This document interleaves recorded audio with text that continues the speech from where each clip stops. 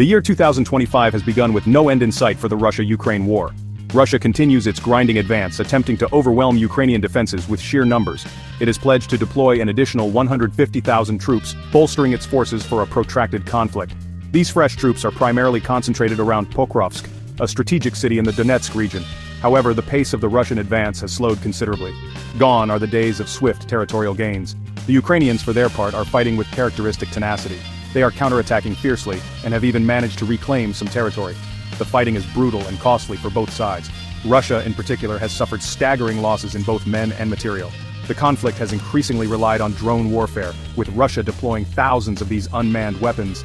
These drones, while a constant threat, are not invincible. Ukrainian air defenses have become increasingly adept at neutralizing them. Alongside the drone war, both sides continue to exchange artillery fire and missile strikes, inflicting damage and casualties far from the front lines. The war has settled into a grim stalemate, with neither side able to deliver a decisive blow. Despite the ongoing fighting, there have been some attempts at diplomacy. A general ceasefire agreement intended to last for 30 days collapsed in March. Russia's insistence on concessions that Ukraine found unacceptable doomed the agreement. However, a partial ceasefire remains in place. This fragile truce focuses primarily on protecting energy infrastructure and ensuring the safe passage of grain shipments through the Black Sea.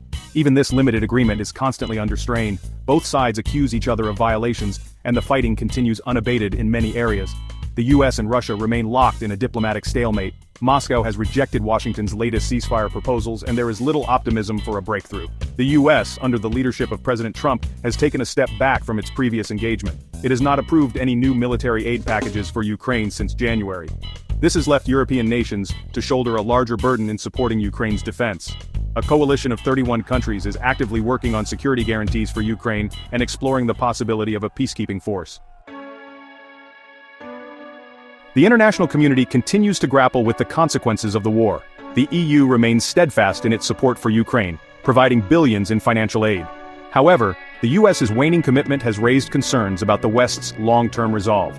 This shift in US policy has left a void that European nations are struggling to fill. Despite these challenges, many countries are stepping up their support for Ukraine. Czechia, for example, has extended its program to supply artillery ammunition to Ukraine. Discussions are ongoing about providing Ukraine with more advanced weaponry, including German Taurus missiles. Simultaneously, the web of sanctions against Russia tightens. Switzerland, long known for its neutrality, has frozen billions in Russian assets. The war has also cast a long shadow over regional security. Espionage cases like the recent one in Poland involving a Ukrainian citizen accused of working for Russian intelligence highlight the heightened tensions. Countries like Sweden and Finland are bolstering their defenses, fearing that they could become Russia's next target. Predicting the future of the Russia-Ukraine war is a fraught exercise. The conflict has already defied many expectations. However, several factors suggest that the war is likely to grind on. Russia, despite its losses, seems determined to achieve its objectives, even if it means years of attritional warfare. Ukraine, bolstered by international support and a fierce fighting spirit, shows no signs of backing down. The conflict will likely continue to be shaped by the delicate interplay of military and diplomatic factors.